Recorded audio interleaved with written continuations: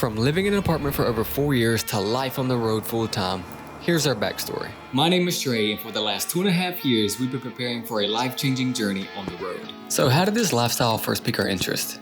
Let's scroll back to 2019 when I found the love of my life, Jessica, and shortly after, at the start of 2020, I found a love for photography.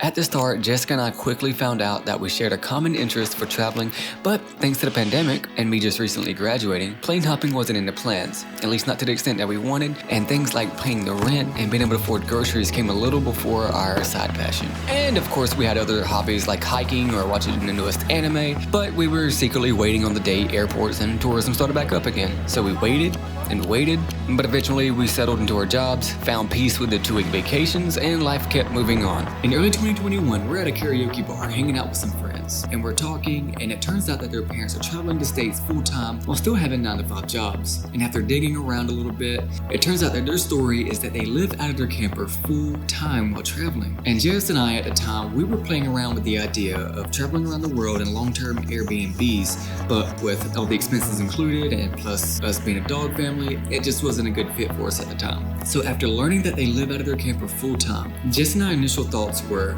does it have a toilet? Does it have a shower? Does it have anything that resembles a house of any sort? After we saw some of their photos of their camper, it turned out to be a luxurious fifth wheel that had more amenities than my apartment. And from that moment on, that way of traveling definitely had our interests. So we spent the next several weeks researching the lifestyle, the pros and cons, and even took a tour of some units just to see what we'd be getting ourselves into. And after a few tours, we decided that this is what we wanted to do and this is how we were going to travel. We were sold. Now, the idea is there. So how much does it cost? One of our first questions after deciding this is how we were going to travel was, how much is this going to cost us? After all, cost was one of the only things to stop the Airbnb conversation. So we came up with a loose budget with all the expenses added up, and theoretically, this was going to cost us about 30 to 35% of our take-home pay. But this did include a 1.5-year safety net in our savings, 30 to 35% down on the truck, and another 10% down on the camper.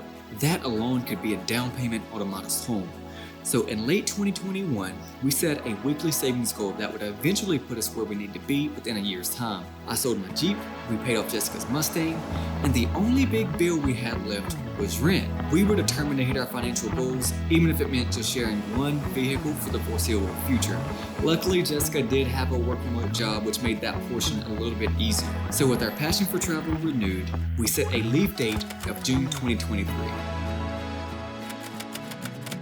Though we had a new goal with the date, and we knew how we were going to travel in the future, we sort of hit cruise control on life and decided to take it for vacations to help out with the FOMO of the no traveling during the pandemic. In December 2021, we went down to Italy, and again in April 2022, I go on my first ever cruise to Mexico, and again in December 2022, my brother, Jessica, and I head down to Puerto Rico, and I claim Jessica as my fiance.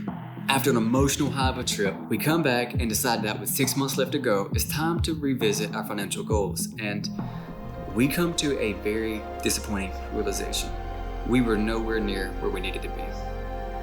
And having already discussed our plans with some of our friends, we were really embarrassed when we knew that wasn't going to work out anymore. And we nearly gave up on the plan, thinking it was going to take years to get back on track, and it just simply wasn't worth it anymore.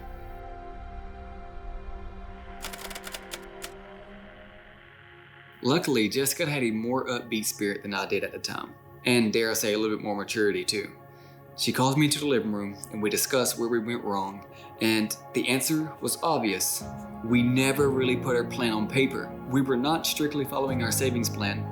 We had no down deposit for the camper, we had no down deposit for the truck, nor did we have anything saved up in our savings account. We were totally unprepared with only 6 months left to go. And all the vacations didn't help either. After she lifted my spirits, we talked more about what we'd need to change in order to see our dreams come to fruition someday. We started by laying out a spreadsheet with all of our pay cycles, all of the bills on when they were due, and we set a chart on what we'd need to save week by week for 53 weeks. To have everything in good standing, we agreed on 3 things that needed to happen. No more spending on vacations, no more spending on leisure activities, and only eating out once a week, which also helped improve our diet. From there, we printed out a spreadsheet, hung it on the wall, and we went to work.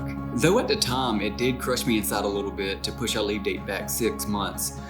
I was excited to see our finances improve and check off the weeks week by week. This time we were determined to succeed, but we did miscalculate one little detail: how much FOMO was going to affect us again. We were starting to lose the motivation for that delayed gratification, knowing we could afford any vacation that we wanted right now.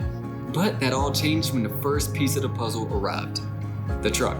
In late March, we placed the order for the truck and was told it was going to take about 6 to 8 months to deliver, which we would not have mind since we wouldn't be responsible for our truck payment for a while. A couple months later, in late May, I received an email from Ford telling us that the truck we ordered was going to be delivering. So I called the dealership just to confirm, and it was correct. Our truck was going to be delivering within 2 weeks. And though it came about 5 months early, we were still excited just because things were starting to be put in motion.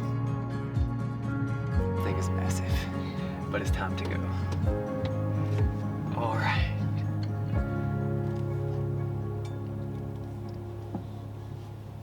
Say goodbye to the Mustang. A few months afterwards, we hit our savings goal at the end of July, and at the end of October, we hit our camper deposit goal on schedule as planned. The most leisure we had until this point was a few trips to the mountains and the one cheap meal a week at Chick-fil-A, which we were looking forward to. We really focused on living on schedule this time around. The byproduct of saving nearly 65% of our income for a year was we became extremely frugal, and we knew how to shop for a good deal, and we also knew how to budget down to our last $5 of the check. We also became good planners. We would sit down and revisit our spreadsheet every week, and we would adjust if any situation came about. And as a couple, we became better communicators. Though we both agreed sitting down and talking over everything all the time became monotonous, we did agree and improved our communication, which I count as a win.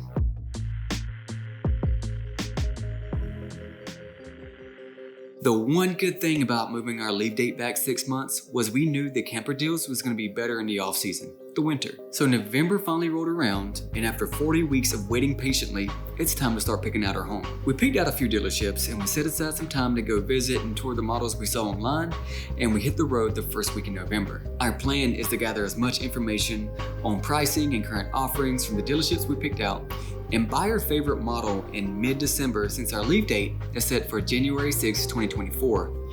Little did we know, we would sign for one that same weekend. We considered fifth wheels and travel trailers, since Jessica made it known that if we were going to give up an already small apartment for an even smaller camper, it had to be as spacious as a camper as we could possibly afford. Our stops for that weekend were 2 dealerships in Asheville, North Carolina: Camping World and a local dealer, Miles RV Center. Our first stop was at Camping World, where we toured Montanas and Cougars, both of which we really liked. And with a budget of $55,000 to $70,000, we were immediately priced out of the luxurious Montanas, and even some of the Cougars were out of our price range. After working with the sales manager, we thought we may have to increase our budget a little bit. Next, we went across the street to Miles RV Center, which had a fleet of Jaycos. We were immediately greeted by the staff, and we were told to drive our truck in the back, tour the models for ourselves with no salesman assistance, which we really loved. We walk into our first unit, which happened to be a 2023 Jayco Eagle MLOK. Jessica sat down in the seat, looked at me, and told me that this was the one. No need to tour any of the models. After some conversation with the sales rep, we go inside and we put our deposit on our first ever camper.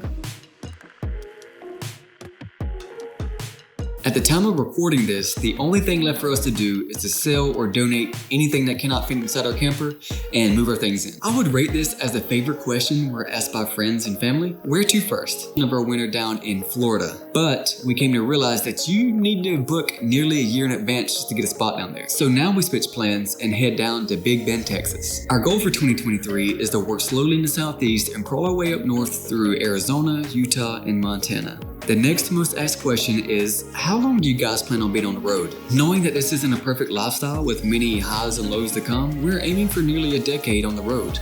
But the future only really knows. If we're lucky, this might just be our thing for a very long time to come.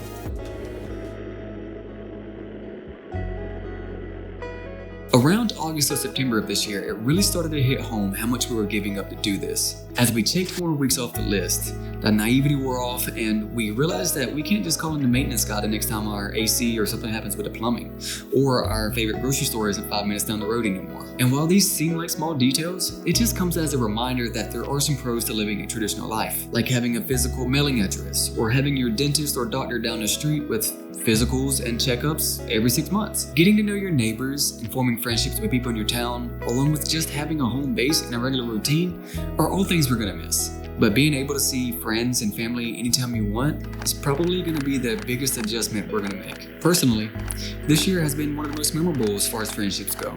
Spending as much time as I can with friends or family, going on backpacking trips, celebrating birthdays, holidays. That's going to hit hard, but it's given me a new perspective on friendship. And to the future. From all the ups and downs over the past nearly 2 years, both Jessica and I have learned one thing. It's to cherish the present as much as possible and to live within it as much as possible. We're aiming to slowly travel and to see as much as we can from each and every stay, and hopefully make a few friends along the way. Some of our travel goals are to see Alaska by 2026 and to travel from Maine down to North Carolina in the fall to see the fall foliage. With planning to schedule about 3 months at a time, it leaves some room for change and improv just in case we see a better route or things just doesn't go as planned. Eventually, once we see North America and maybe parts of Central and South America, we want to ship our rig across to Europe and see places like the Dolomites or Norway and Denmark. But for now, that's just vision board material. And if you're watching this feeling inspired to do the same one day, feel free to give a subscribe to the channel as we're going to focus on all the pros and cons for our first year, as well as give some advice and tutorials along the way.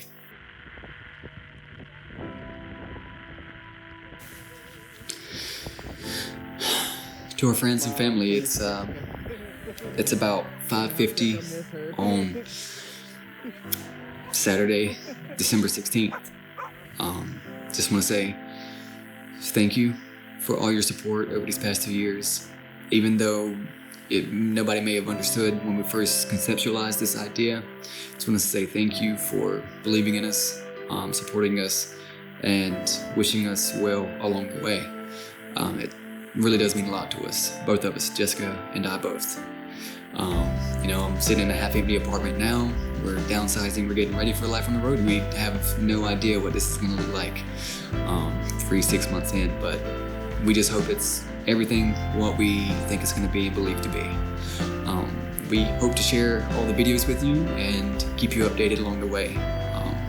But for now, thank you for your unconditional support and love. We love you, we're going to miss you, and we're going to see you again down in Texas in our next video. Peace, much love.